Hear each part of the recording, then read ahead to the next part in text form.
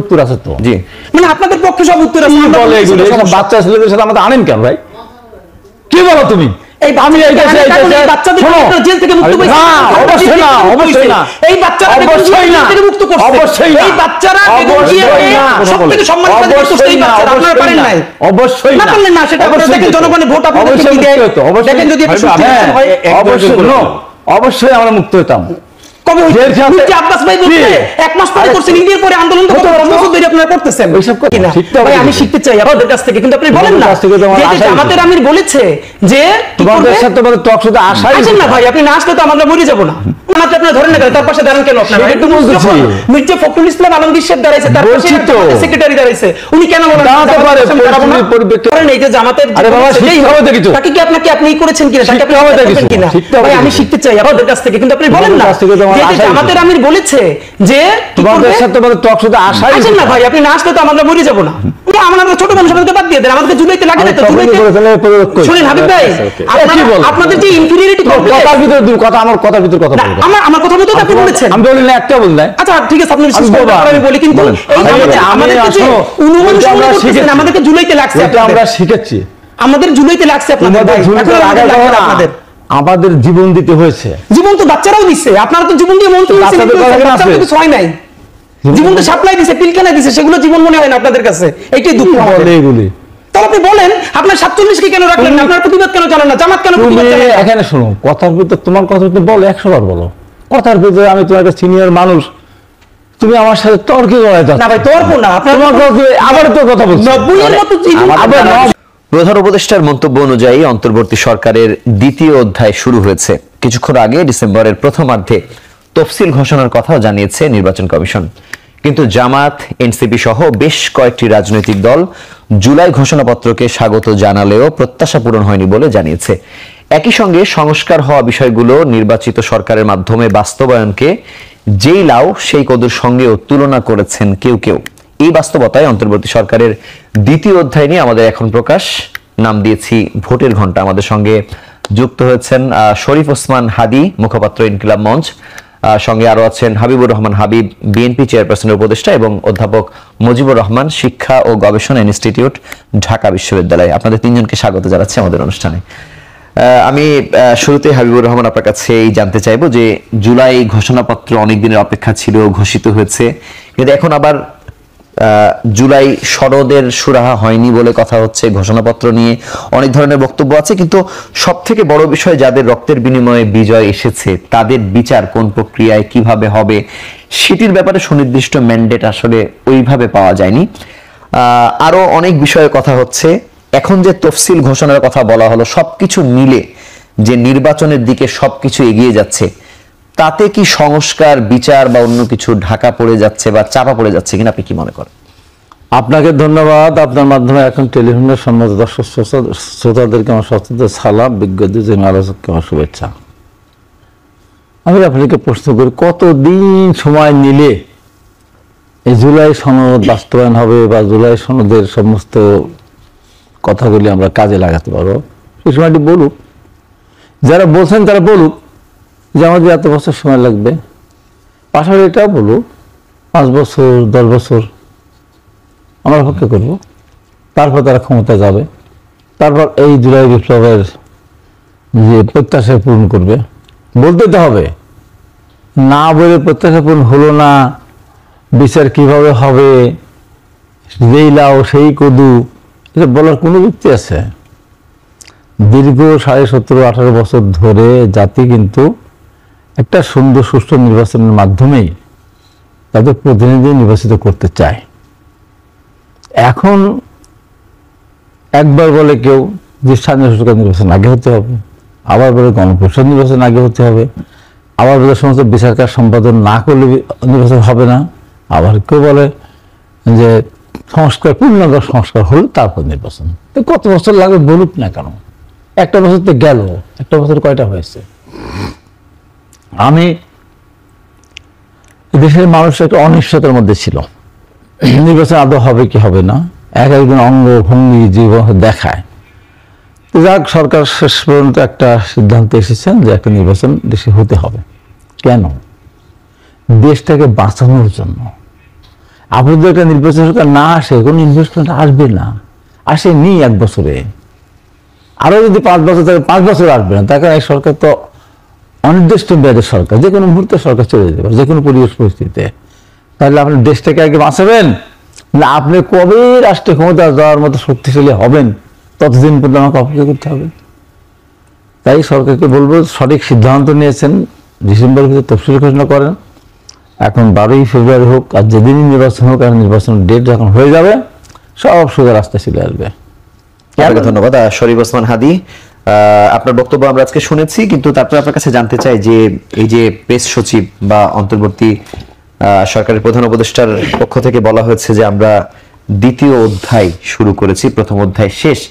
আপনার কাছে মনে হয় যে আমরা আসলে এখন কোন অধ্যায়ে আছি? মানে আমি এখন আসলে ডিটেল পড়ি নেই। তো সেকেন্ড ইনিংস যেই অর্থে শুরু হয়েছে, তো প্রথম ইনিংসের এন্ডিংটা কি, রেজাল্ট কি, এটা তো বলা দরকার ছিল। প্রথমত হলো যে ইনিংসে যে কয়টাই করুক, প্রত্যেকটা ইনিংসের একটা ফিনিশিং আছে। এখন দ্বিতীয় ইনিংস বলতে যদি সে বোঝায় যে আমরা এখন নির্বাচনের জার্নি শুরু করেছি, ভোটের ট্রেন ছেড়ে দিয়েছি, এবার আমাদের ইনিংসটা হলো একটা সুষ্ঠু নির্বাচন আনা। দেখেন ভাই যেরকম বললো, এটা তো খুব কারেক্ট যে নির্বাচন সংস্কারটা করবার জন্য আপনাদের কত দিন দরকার সেটা আপনারা ঝেড়ে কাশেন, বলেন যে ভাই আর অন্তত 2 বছর থাকলে আমরা এটা করতে পারবো। এখন আমরা বিএনপিকে বা জামাত ইসলামীকে যারা নির্বাচনটা চাচ্ছে তাদেরকে ভালো করে তো ধরতে পারছি না, এই জন্য যে এই সরকার তো একটা রোডম্যাপ, যেমন ধরেন প্রধান উপদেষ্টা 5 আগস্ট রাতে যে বক্তৃতা করেছেন, এই পুরো বক্তৃতাটা আমরা দাগিয়ে দাগিয়ে পড়েছি। এইখানে উনি যেটা করেছেন যে নির্বাচন নিয়ে অলমোস্ট একটা ভালো রোডম্যাপ দিয়েছেন, রাইট? তো এই ইনিংসের অন্তত হ্যাপি এন্ডিং হতে পারত উনি এই নির্বাচনের আগে। উনি ঠিক বারবার অসংখ্যবার বলেছেন, এমনকি বক্তৃতার মধ্যেও বলেছেন সরকারের কাজ 3টা: বিচার, সংস্কার, নির্বাচন। তাহলে এই বিচার অনুযায়ী আগামী 6 মাস পরে যদি নির্বাচন হয়ে যায়, ডিসেম্বরে যদি তফসিল হয়ে যায়, আগামী 3 মাস বা 4 মাসে তফসিল হওয়ার আগে আমরা ঠিক কয়টা বিচার পাবো? মানে আপনি একদম জুডিশিয়ারিকে কোনো চাপ না দিয়ে, এটা একটা প্রসেস আছে, জানা যায় তো যে এই প্রসেসে এতদিন ট্রায়াল চললে এতদিনে রায় আসার কথা। সেই রায়টা নিয়ে কি আমরা কোনো কথা প্রধান উপদেষ্টার কাছে শুনেছি? না, শুনি নাই। নাম্বার 2, সংস্কার। প্রথম আমরা বলতাম সংস্কার, তারপর আমরা শুনলাম যে সংস্কার তো একটা অন্তহীন প্রসেস, আসলেও সত্য কথা, যুগের পর যুগ ধরে চলতে থাকবে, ফাইন। তারপর আমরা বললাম মৌলিক সংস্কার। মৌলিক সংস্কার কি? রাষ্ট্রের এমন কিছু মেরামত যাতে আবার কোনোদিন ফ্যাসিবাদ জেকে বসতে না পারে, কেউ যেন স্বৈরতান্ত্রিক ক্ষমতা চর্চা করতে না পারে, আবার আয়নাঘর না হয়, এই তো। তো এইটার জন্য ন্যূনতম কয়টা দরকার জিনিস ছিল? 4-5টা। এখন আমরা মৌলিক সংস্কারের কথা আজকে ছেড়ে দিয়েছি যে না, হচ্ছে না। তাহলে কি অন্তত 3-4টা সংস্কার। এই যে পুলিশ, যেই পুলিশকে দিয়ে আপনি নির্বাচন করাবেন, এই মানে এটা তো খুবই আমাদের জন্য শকিং। আপনি জানেন কিনা, জাতীয় ঐক্যমত্য কমিশনে যে এই কয়টা ইস্যু নিয়ে কথা বলা হয়েছে, সেইখানে যে পুলিশ সংস্কারের ইস্যুটি কিন্তু বাদ দিয়ে দেওয়া হয়েছে। জাতীয় এটা বলা হয়েছে নির্বাহী ক্ষমতায় যারা থাকবেন তারা এটাকে ঠিক করবেন। তাহলে নির্বাহী ক্ষমতায় যারা থাকবেন মানে পুলিশকে আপনি আবারও নির্বাহী বিভাগের কাছে দিয়ে গেলেন শতভাগ, এবং নির্বাহী বিভাগ আবার কারো বিরুদ্ধে আন্দোলন করলে সেই সরকার এই পুলিশকে আবারও ব্যবহার করবে, এবং আবারও এরকম ঘটবে। মানে এরকম শুধু আমাদের রিপিটেশন করতে থাকবে। আমরা কি বলেছিলাম? একটা স্বাধীন পুলিশ কমিশন, এখন বলছি না স্বাধীনও না, তার আগেও প্রতিনিধিত্বশীল স্বাধীন পুলিশ কমিশন। যদি এখানে 10 জন মেম্বার থাকে, এর মধ্যে 5 জন একদম গভর্নমেন্টের থাকবেন, বাকি 5 জনের একজন হতে পারে সুপ্রিম কোর্টের বিচারপতি, একজন বিশ্ববিদ্যালয়ের শিক্ষক, এইরকম বিরোধী দল থেকে 2 জন। আপনি ন্যূনতম একটা স্টেপ যদি তৈরি করেন, তাহলেও পুলিশের কিন্তু একটা জায়গা তৈরি হয়। আপনি সেটাও করতে পারছেন না। আপনি আমলাতন্ত্রে কিচ্ছু করতে পারেন নাই। যারা দিনের ভোট রাতে করেছে, সুবর্ণচরে ধানের শীষে ভোট দেওয়ার অপরাধে যেই আমলারা, মানে তাকে ধর্ষণ করা হয়েছে, এবং যেই আমলারা সেইটাকে আবার লেজিটিমেসি দিয়েছে যে ভালো ইলেকশন হয়েছে, সেই আমলাদের এখন কোথায়? সেই আমলারাই তো আবার ইলেকশন করবে, সেই আমলারাই এখন নতুন নির্বাচন করবে। তাহলে সেই আমলাদের ব্যাপারে আমরা জানি না, পুলিশের ব্যাপারে আমরা জানি না। এই যে নির্বাচন কমিশন, এই নির্বাচন কমিশনের 64 জেলায় 64 জন রিটার্নিং কর্মকর্তা হবে কারা? এই যে ডিসিরা। তাহলে এই ডিসি জানে যে তার হাতে ক্ষমতা নির্বাচন কমিশনের শুধু নির্বাচনের সময়টা, তাহলে বাকিটাকে কন্ট্রোল করবে কে? এই যে সরকারে আসবে, তো স্বাভাবিকভাবে ডিসি চিন্তা করবে যে সামনে ক্ষমতায় আসবে, আমি আরো একটু তাকে ক্ষমতা আগাই দেই, তাহলে আমার পোস্টিংটা একটু দ্রুত হবে, আমি সেক্রেটারিয়েটে চলে যেতে পারবো। তাহলে আমরা এখন এগুলো কি সংস্কার বলে? এখন আমি আপনাকে যদি বলি, আপনি সেকেন্ড ইনিংস শুরু করলেন, মানে নির্বাচন, এই দেশে নির্বাচন কে চায় না? ফ্যাক্ট ইজ মানে আপনার প্রসেসটা কি, আপনি নির্বাচনটা কিভাবে করতেছেন? ডক্টর ইউনূস বলেছেন 3 লাইনে বলেছেন বারবার নির্বাচনের কথা। উনি বলেছেন ঈদের উদযাপনের মতো লক্ষ লক্ষ টাকা খরচ করে মানুষ যেরকম নির্বাচন করে উনি সেই নির্বাচন দেখতে চান। দেশ থেকে বিদেশ থেকে মানুষ ঈদের মতো আনন্দ করবে নির্বাচনে। তাহলে সেই নির্বাচনটা কেমন হতে হবে? প্রত্যেকটা মানুষ যদি ফিল করে ভোট কেন্দ্রে শতভাগ নিরাপত্তার সাথে সে ভোটটা দিতে পারবে, তার উপরে হামলা হবে না, মামলা হবে না। আপনি বলেন 36,000 কেন্দ্রে 36,000 ক্যামেরা এখন টিভির আছে? বাংলাদেশের কোন মিডিয়ার বলেন তো পারলে 600 ক্যামেরা আছে? একটা ক্যামেরার তো দাম নাকি 5-6 লাখ টাকা। তো আপনি মানে এখন আমরা কি বলেছিলাম যে এটা ন্যূনতম, এই যে কাঠামোগত নির্বাচন কমিশন এইটাকে ন্যূনতম, এই যে 64 জন জেলাকে রিটার্নিং কর্মকর্তা বানিয়ে আপনি কি একটা সেই ইলেকশন করতে পারবেন? ইভেন বিএনপিও কি এইরকম একটা যাচ্ছে তাই ইলেকশনের মধ্য দিয়ে ক্ষমতায় আসা বিএনপির জন্য কি হ্যাপি হবে? বিএনপি কেন অপেক্ষা করেছিল যে একটা ভালো নির্বাচন হোক? এখন আমার যেটা কথা দেখেন সেটা হলো যদি ওনারা এই 1 বছর থেকে এখন সেই রকম একটা নির্বাচন যে আমরা একটা ভালো নির্বাচন উপহার দিতে চাই, তাহলে বিএনপি তো বলেছিল প্রথম 3 মাসের মধ্যে নির্বাচন দিয়ে দেন, তাহলে 1 বছর আপনারা থাকলেন কেন? আমরা সেই ইলেকশনে যেতাম। সেই 3 মাস পর আমরা বিএনপির সাথে ঝগড়া করলাম, জামাতের সাথে ঝগড়া করলাম, কেন? যে ন্যূনতম একটা সংস্কার। আজকেও অন্তত 5টা শহীদ পরিবার আমাদের প্রেস ব্রিফিং এর আগে ফোন দিয়েছে, ভাই এই যে ডক্টর ইউনূস ওনারা তো আর ইন্টারিম বোঝে না, এগুলো কি সবই পরের সরকারের জন্য রেখে যাবে, উনি কিছুই করবে না? আপনি ভাবেন এই সরকার একটা ইমপ্লিমেন্টেশন না করে সে নির্বাচনে গেলে মানুষগুলো আসলে কি নিয়ে কি কোন হোপটা থাকবে? আমি আপনার কাছে আসবো অধ্যাপক হাবিবুর রহমান, আপনার কাছে আসতে চাই যে এই সরকারকে নিয়ে আপনাদের সমালোচনা প্রতিদিন চলছে, আগে করেছেন, তাদের অবস্থা বাস্তবতা সবকিছু নিয়ে, এবং আপনার পাশে যারা সহ আলোচক আছে তারাও বলেছেন। আপনারাও কি বিশ্বাস করেন যে আসলে এই অন্তর্বর্তী সরকারের পক্ষে একটি সুষ্ঠু নির্বাচন করা সম্ভব? অনেকগুলো প্রতিকূলতার কথা অনেকেই বলছে। যদি সুষ্ঠু নির্বাচন না হয় এটি বিএনপি ক্ষমতায় আসলেও আপনাদের জন্য খুব অস্বস্তিকর হবে কিনা, কি মনে করেন? আমার আবার একই প্রশ্ন, কতদিন থাকলে এই সরকার সুষ্ঠু নির্বাচন করতে পারবে? না, কিন্তু এই সুষ্ঠু নির্বাচনটা তাহলে অন্য কোনো পথে হতে পারে কিনা? কিভাবে হবে? এই প্রশাসন আপনি রাতারাতি সব চেঞ্জ করতে পারবেন? রংপুরের ডিসি চলে যাচ্ছে কুমিল্লা, কুমিল্লা ডিসি চলে যাচ্ছে ফেনী, ফেনী ডিসি চলে খুলনা, এসপি চলে যাচ্ছে বাগেরহাট, বাগেরহাট এসপি চলে যাচ্ছে সিরাজগঞ্জ। হচ্ছে না? তাই তো। তাহলে সেটা দিবেন কি করে? রাতারাতি পরিবর্তন করতে পারবেন? হ্যাঁ, সরকার পরিবর্তনের সাথে সাথে আমি সর্বপ্রথমে বলেছিলাম প্রথম দিন বা দ্বিতীয় দিনেই এই মুহূর্তে মিনিমাম 50,000 পুলিশ সিপাহী, কিছু এএসপি, কিছু বিশেষ দিয়ে, কিছু কি বলে এএসআই, কিছু ম্যাজিস্ট্রেট, কিছু আপনার জজ আর কি নিয়োগ, কিছু উচ্চ আদালতের বিচারক। কিন্তু এই কয়টা আমি কিন্তু প্রতিনিয়ত বলতাম এই কাজগুলি কিছুটা কাজ করেছে, বিশেষ করে উচ্চ আদালতের জজ নিয়োগ করেছে, পুলিশের নিয়োগ করেছে। তার কারণ বিগত দিনে যে পুলিশ ছিল, লোকজন ছিল, তার ঘুরিয়ে ফিরে 15.5 বছরে একটা ঘটনা লোকই ছিল। সরকার পরিবর্তন, মন তো পরিবর্তন হয়নি। এখন এটা পরিবর্তন করে কত বছর লাগবে? এখন কত বছর সময় নেবেন? প্রথম কথা। দ্বিতীয় কথা, যে নির্বাচন নিয়ে আপনারা আশঙ্কা করছেন সুষ্ঠু করতে পারবে কিনা, যখন এদের চৌকস পুলিশ বাহিনী ছিল, চৌকস সেনাবাহিনী ছিল, চৌকস র্যাব ছিল, তখন কি ভোট হয়েছে সুষ্ঠু মতো? তার মানে কি আমরা আশা করে নিতে পারি না? তখন ভোট সুষ্ঠু হয়েছে? তারা ভোট কেটে নিয়েছে, প্রশাসন ভোট কেটে দিয়েছে, নির্বাচন কমিশন ভোট কেটে দিয়েছে, পুলিশ ভোট কেটে দিয়েছে, র্যাব ঘুরেছে, আর্মি ঘুরেছে, চোখের সামনে দিয়ে কিছুই করে নাই তারা। এখন এইবার নির্বাচন এদের দ্বারাই সুষ্ঠু সম্ভব এই কারণে এখন তো কোন দল ক্ষমতা নেই। আমি ইলেকশন করেছি 18 সালে, তখন এমপি ছিল, মন্ত্রী, আমার ওখানে মন্ত্রী ছিল, আমাকে যখন কোপালো, হেলিকপ্টার পাঠালো, মামলা করতে গেলাম, মন্ত্রীর নামে মামলা নিল না, ওয়াইফের নামে মামলা নিল, তার ছেলের নামে মামলা নিল না, মামলাই নেয়নি করে। আমার একটা মামলা মনে হয়েছে, তাছাড়া মির্জা ফখরুল আলম অনেকের উপর অত্যাচার করেছে, মামলা নেয়নি।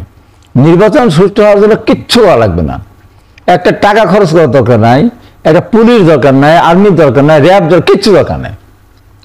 আনসার এখানে লাইন সোজা করে দেবে, 3টা জিনিস, তার জন্য পয়সা খরচ হবে না।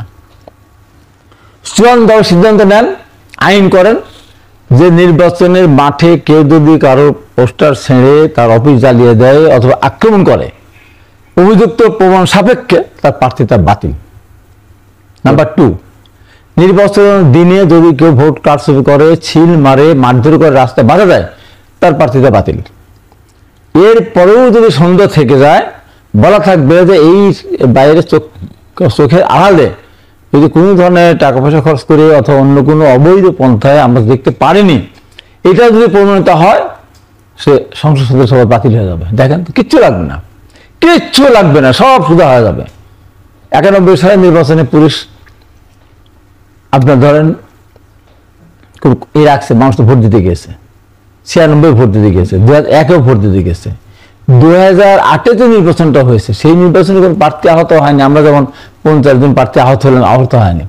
হ্যাঁ, ওই সময় 111-এর সরকার, সেই সময় আওয়ামী লীগের নেতারাও জানতো না 10% করে ভোট তারা ব্যালটের ভিতরে মানে বাক্সে আলাদা প্রত্যেকটা কেন্দ্রে তা দেখে দিয়েছিল শুধু নৌকামার কাছে সিল মারা। যে কারণে এই যাবৎকালের ভোটের পার্সেন্টেজ 2009 সালে 8 সালে সবচেয়ে বেশি হয়েছে। এরপরে ভোট রাত্রি কেটে নিয়েছে, দিনই কেটে নিয়েছে, কিন্তু 86% ভোট কাস্ট হয়নি, ওই 10% ভোট শুধু নৌকা। যে কারণে বিএনপি যে প্রার্থী 2001 সালে ভোট পেয়েছিল 1 লাখ, অথচ সে 2008 সালে ভোট পেয়েছে 1,05,000, তার হেরে গেছে। আওয়ামী লীগের প্রার্থী ভোট পেয়েছিল 90,000, সে দেখা ভোট পেয়ে গেল 1,15,000, ওই যে 10% ভোট তার। এইভাবে ওই কারচুপিটা হয়েছিল। এবার তো সেই সুযোগ নেই, এবার সেই সুযোগ নেই, কোনো বলছেন এই পথে আসলে এই পথে আসলে কিচ্ছু লাগবে না, সম্ভব 1 টাকা খরচও হবে না। জাতির সামনে ঘোষণা করে দেন এই 3টা, যারাই এই 3টা বিরুদ্ধে হবে তাদের প্রার্থিতা বাতিল, হওয়ার পরে বাতিল, কিচ্ছু লাগবে না। ভালো প্রস্তাব দিয়েছেন। ওসমান হাদি, আপনার কাছে একটা বিষয় জানতে চাই যে আপনি বিচারিক হত্যাকাণ্ড নিয়ে আজকে কথা তুলেছেন। একটি বিষয় আমরা দেখলাম যে এটি বিচারিক হত্যাকাণ্ড নামে সেভাবে হয়তো ঘোষণাপত্রে আসে না, কিন্তু বলা হয়েছে যে বিচার করা হবে দ্রুত, 15 বছরের বিষয় বলা হয়েছে। কিন্তু আবার টিএসসিতে বিচারিক হত্যাকাণ্ডের বিষয়ে ছাত্র শিবির বাম দল মুখোমুখি হয়েছে, যেখানে ছাত্র দল আবার বাম দলকে এক ধরনের তাদের পক্ষে ছিল, মানে এরকম একটা কথাবার্তা আমরা শুনেছি। জুলাই ঘোষণাপত্রে বিচারিক হত্যাকাণ্ডের প্রয়োজনীয়তা আদৌ ছিল কিনা, কারণ গুম খুন তো আসলে সেখানে বলা ছিল, আবার এটি তো ছাত্র দলও তো আসলে সেভাবে বিপক্ষে মতামত দিয়েছে আর কি। আপনার মন্তব্য? আচ্ছা, প্রথম কথা হলো আরো অনেক কিছু না বলেও বিচারিক হত্যাকাণ্ডের কথাই সব থেকে বেশি বলা দরকার ছিল। কেন? ধরেন গুম খুন এই কাজগুলো যখন হবে, এগুলো তো ইলিগাল, আইনি মানে এগুলো অফেন্স, আপনি বিচার করতে পারবেন। কিন্তু ওয়েন মানে এটা জুডিশিয়াল কিলিং হয়ে যাচ্ছে, মানে আপনাকে হত্যাই করছে কিন্তু এটা আইনে সিদ্ধ, এটা তো ভয়াবহ। মানে আপনি ভাবেন যে এই সুপ্রিম কোর্টের বিচারপতিরা এত করাপ্টেড হয়েছে, এটা নিয়ে আমার দেশ একটা নিউজ করলো, এবং আমার দেশ সম্পাদক এবং শফিক রেহমান দিনের সাবেক সম্পাদক, ওনাদেরকে বিচারক প্রধান বিচারপতি দাঁড় করে শুধু রাখলেন না দীর্ঘক্ষণ, তারপরে বললেন ট্রুথ ইজ নো ডিফেন্স। মানে আমার দেশ সম্পাদক বললেন আমি যেটা বলেছি এটা তো ফ্যাক্ট, এটা তো মিথ্যা কিছু না, আপনি আমাকে বলেন ট্রুথ ইজ নো ডিফেন্স। এর মানে হলো এই যে হাসিনা মনস্টার হয়ে উঠলো, এই মনস্টার হয়ে ওঠার পিছনে সব থেকে বড় মেকানিজমটা যেটা করেছে এটি অ্যাড্রেস করা হচ্ছে না। তো এইটা হলো বিচার বিভাগ, এই সুপ্রিম কোর্ট। সব কথা বাদ দেন, মানে স্কাইপ কেলেঙ্কারির মতো ভয়াবহ ব্যাপার, এবং সুপ্রিম কোর্টের বিচারপতিরা মিটিং করে করে রায় দিচ্ছে। আপনি ভাবেন এই যে পাকিস্তান রাষ্ট্রের কথা বলি না, কিন্তু এটির ভুক্তভোগী তো বিএনপিও, এটার ভুক্তভোগী তো অন্যান্যরা। এখন দেখেন এখানে একটা খুব ভালো রাজনীতি হয়েছে। রাজনীতিটা হয়েছে কি, আমরা যখন বিএনপির কাউরে বলি যে আচ্ছা আমরা তো সবসময় বলি 47-এর ধারাবাহিকতাই হলো আমাদের 71, কারণ 190 বছরের দীর্ঘ শাসনের পর আমাদের যে রাষ্ট্র পাওয়ার আকাঙ্ক্ষা সেটার প্রথম সফলতা আমাদের 47, এবং সেই 47 আমরা সবাই মিলে তৈরি করেছিলাম। পাকিস্তানের ভুলে আমরা আবার 71 করেছি, এটা আমাদের বৃহত্তর শ্রেষ্ঠ অর্জন, এবং তার ধারাবাহিকতায় 24। তো আপনার 47 আর আপনার তো ঘোষণাপত্রের টেক্সট পড়ছেন, আপনার কাছে বলি এটা হলো 3রা অগস্ট আমরা দুইজন উপদেষ্টার সাথে, উপদেষ্টা আসিফ মাহমুদ সজীব ভুইয়া এবং সরওয়ার ফারুকি, ওনার সাথে জুলাইয়ের বিভিন্ন যারা প্রেসার গ্রুপ, বিভিন্ন স্টেক হোল্ডার, আমরা মিটিং এ বসেছিলাম জুলাই ঘোষণাপত্রের প্রোগ্রাম নিয়ে। তখন আমরা টু দি পয়েন্টে প্রশ্ন করেছি যে আপনারা কি 1947 নিয়ে অ্যাড্রেস করেছেন? কেন আমরা 1000বার বলেছি কোনোটার মুখোমুখি দাঁড় করা যাবে না, সব আমাদের ঐতিহাসিক অর্জন। 1947, 71, 24 দেশে এখন সব থেকে নোংরা ভাবে যেটা চলছে 47-কে 71-এর সাথে, 71-এর সাথে 24-কে বারবার ক্লাস করানো হচ্ছে, অথচ প্রত্যেকটা আমাদের ঐতিহাসিক অর্জন। ওনারা আমাদেরকে বলেছেন হ্যাঁ 47-কে অ্যাড্রেস করা হয়েছে, অথচ আমরা দেখলাম কি টেক্সটের মধ্যে শুরু হলো উপনিবেশবাদী লড়াই, উপনিবেশ বিরোধী লড়াই যে প্রায় 200 বছরের মধ্যে আমাদের এতগুলো পর্ব, তার চূড়ান্ত অর্জন তো 47। এইটা বলতে আপনার গ্লানি আছে। যখনই বিএনপিকে জিজ্ঞেস করি, জামাত ইসলামকে জিজ্ঞেস করি আপনার টেক্সট পড়েন নাই, তারা বলে এটা তো সরকার করেছে। সরকারকে বললে এভাবে সেভাবে বলে যে এই ওয়ার্ডিং থেকে চেঞ্জ করলে তাহলে বড় বড় রাজনৈতিক দলগুলো তারা ঘোষণাপত্রে জয়েন করবে না। মেকানিজমটা কি ভাই? মানে এটা কি তাহলে বিএনপি লিখে দিয়েছে বা জামাত লিখে দিয়েছে, সরকার বলছে না কেন? জামাত তো বলছে যে আমাদের সাথে আলোচনা না করে নির্বাচনের ঘোষণা দেয়া তাহলে আপনি হচ্ছে। সাইন করেছেন কেন?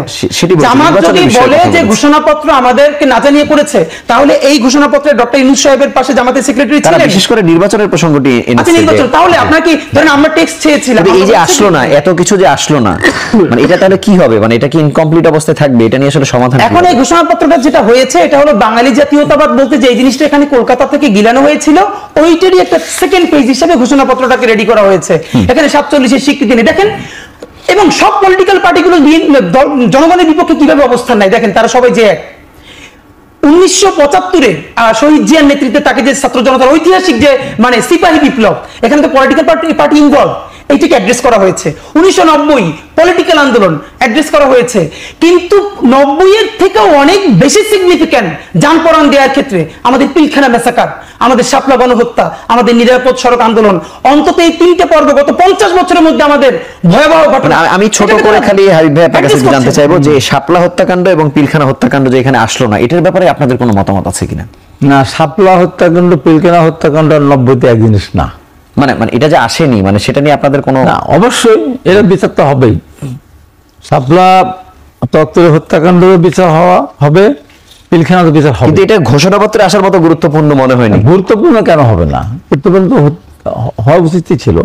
তারপর এটা হবে। এই কতগুলো জিনিস আছে লিখলেই গুরুত্বপূর্ণ হলো না, হলো না। তাহলে একই কথা লেখা উচিত ছিল। 7 নভেম্বর রাখা দরকার ছিল না, 90 রাখা রাখা দরকার ছিল না, দরকার ছিল। 71 থেকে চলে আসতাম। না, 7 নভেম্বর একটা প্রেক্ষাপট, 90 একটা প্রেক্ষাপট, 24 একটা প্রেক্ষাপট, 71 একটা প্রেক্ষাপট, 52 একটা প্রেক্ষাপট। 47টা কেন নাই?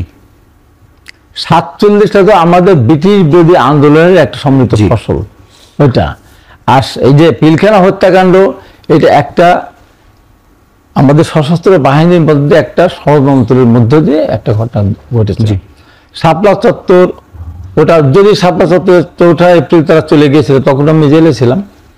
5ই মে যখন তারা 4 জায়গায় অবস্থান নিল, তারপর হঠাৎ করে দেখলাম তারা এখানে চলে আসে। কিন্তু এটা না থাকার কারণে ওখান থেকে ওইটা তো রাজনৈতিক ওই হ্যাঁ, মানে প্রেক্ষাপট না। বিচারের গুরুত্ব অনুযায়ী বিচার তো হবেই, বিচারের গুরুত্ব ঠিক আছে, কিন্তু এটা রাজনৈতিক যদি 9 বছর আন্দোলন সংগ্রামের ফসল হলো না। 9 বছর আন্দোলনে যত মানুষ জীবন দিছে তার থেকে অগণিত বেশি মানুষ শাপলায় জীবন দিছে না, পিলখানায় দিছে না, এবং তার চেয়েও বেশি কি 24-এ দিছে না?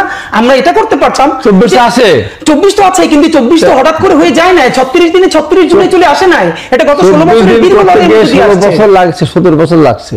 এই 17 বছরে যতগুলো হত্যাকাণ্ড সংঘটিত হয়েছে, 36 দিনে তার চেয়ে বেশি হত্যাকাণ্ড সংঘটিত হয়েছে। এত অল্প সময়ে এত হত্যাকাণ্ড বাংলাদেশে কিন্তু সংঘটিত হয়নি। এই জন্য 24-এর একটা গুরুত্ব তো আছেই। আমার কথা হলো যে আমার 90-এরও গুরুত্ব আছে। 90 তোমার নির্দিষ্ট কজে আমরা আন্দোলন করেছিলাম, সেখানে দেখা মাত্র গুলি, 144 ধারা ভঙ্গ করা, দেখা মাত্র গুলি আমার শুধু ছোট করে জানার বিষয় যে এটি না থাকার কারণে এটা বিচারের গুরুত্ব হারায়। আমরা সব হত্যাকাণ্ডের বিচার 71 আমি দাবি করছি, 71-এ যারা মানবতা বিরোধী অপরাধ করেছে, যারা বাংলাদেশের স্বাধীনতা বিরোধিতা করেছে, তাদের বিচার হওয়া উচিত।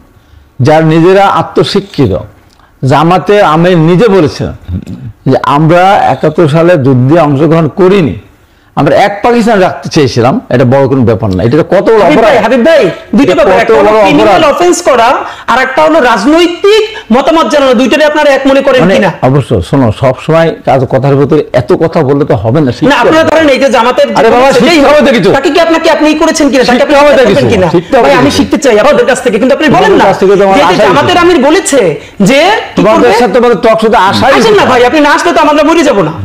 আমরা ছোট মানুষ, আমাদেরকে বাদ দিয়ে দেন, আমাদেরকে জুলাইতে লাগে না তো।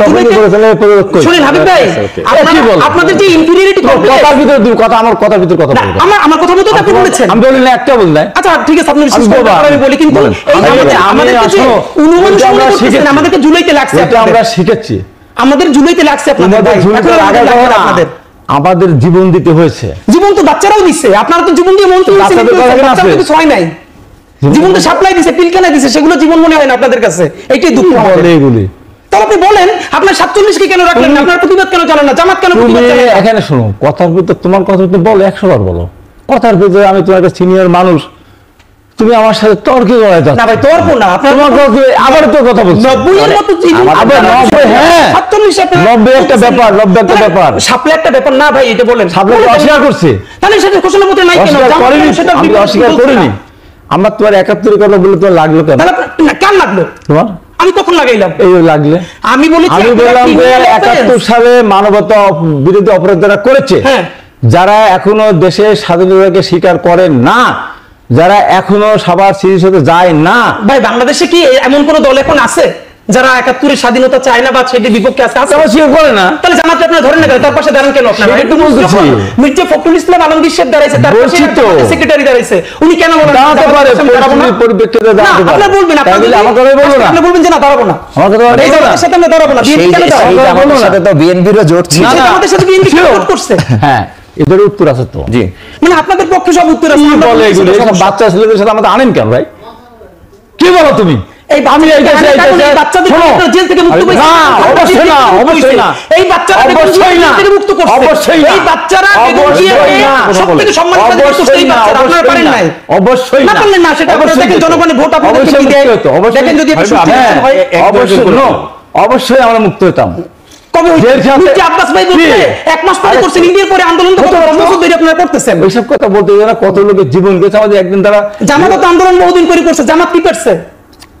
আরে কথার ভিতরে কথা আমি আপনি আবার কথা বলুন। আচ্ছা, আমরা এখানে আন্দোলন সংগ্রাম করে মানুষ দেশের অর্থনৈতিক অবস্থা দুর্বল, ঊর্ধ্বগতি, গুম খুনের পরিপ্রেক্ষিতে ভোট দিতে পারে না, একটা মানুষের মধ্যে একটা আকাঙ্ক্ষা জন্মেছিল।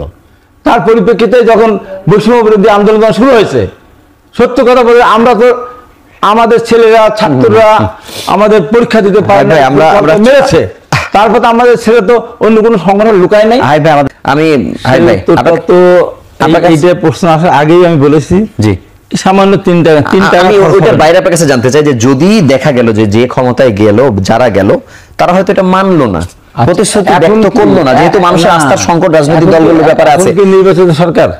আমি শুধু জানতে চাই যে নির্বাচিত সরকার যদি সেই অঙ্গীকারগুলো বাস্তবায়ন না করে, তারপরেও কি বিরোধী পক্ষে যারা আছে তারা কি তাকে থাকতে দিবে বা তারা কি মাঠে নামবে না? আমি বলি এখন সেই সংকটটা কিভাবে এখন কি সমাধান হবে? নির্বাচিত সরকার? না, আওয়ামী লীগ আইন করেছিল না? জি, আর কোন দিন বাংলাদেশে অনির্বাচিত সরকার আসতে পারবেন না? এখন আছে না?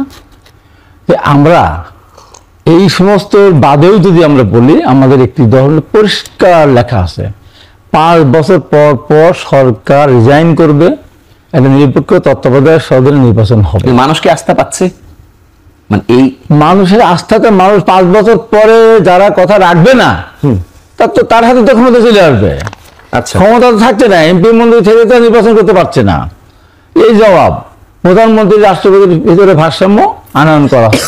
পরপর 2বারের বেশি প্রধানমন্ত্রী হতে পারবে না, এবং সুপ্রিম জুডিশিয়াল কাউন্সিলের মাধ্যমে বিচারপতি অপসারণভাবে নিয়োগ হবে। আর কি লাগে?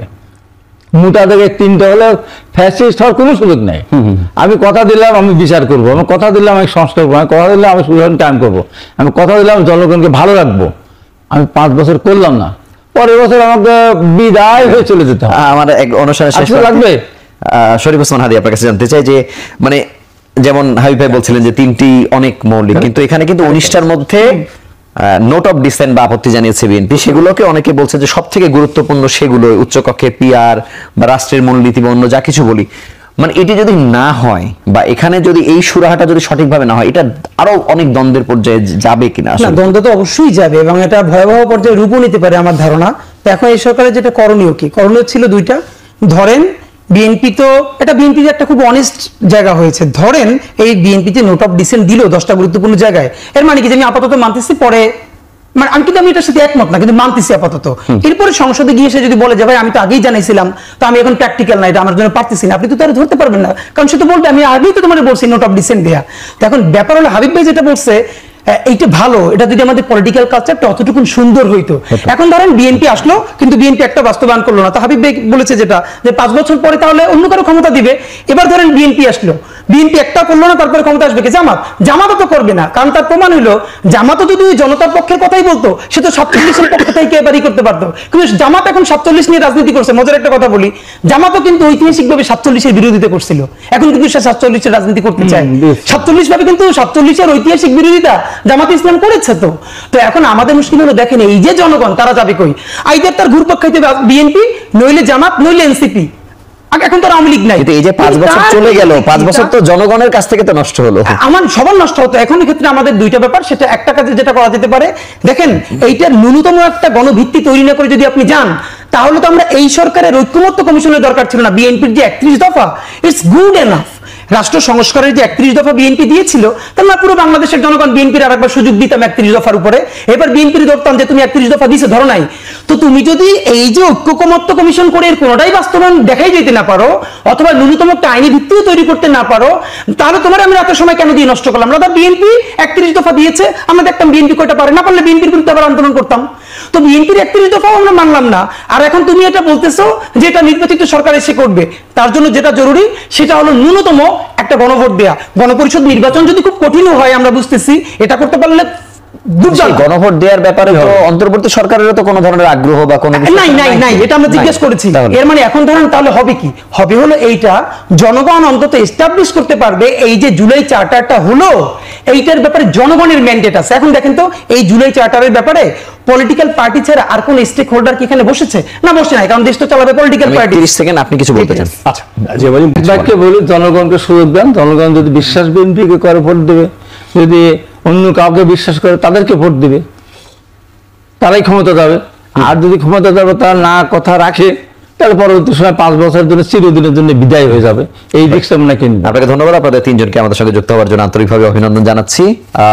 নির্বাচনের বলা যায় ফেব্রুয়ারির ঘোষণা হয়ে গেছে, তফসিলের কথা আজকে বলা হয়েছে। তার মানে নির্বাচন যে হচ্ছে এটির ব্যাপারে একটি নিশ্চয়তা তৈরি হয়েছে। কিন্তু জনগণ আসলে কি পাবে, বা রাজনৈতিক দলগুলোর মধ্যে যে অনৈক্য এখনো আছে সেটি কত দ্রুত মিটবে, অনেক কিছুর উপরে অনেক কিছু বদলেও যেতে পারে, সেটি দেখার অপেক্ষায় আমরা। আপনারা ভালো থাকুন, সুস্থ থাকুন।